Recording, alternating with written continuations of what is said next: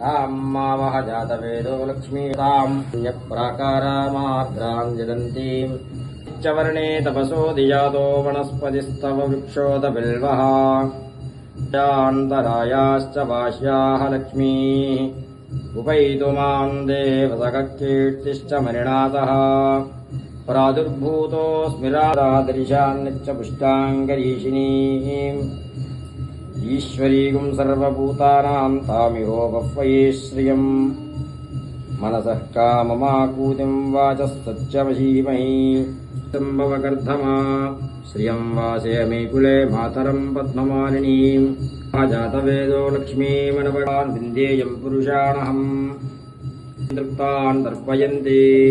पद्मे स्थितां पद्मवन्नां तामिहोपह्वये श्रियं हे लक्ष्मीर्मे नश्यतां त्वां वृणे आन्तरायाश्च बाह्याः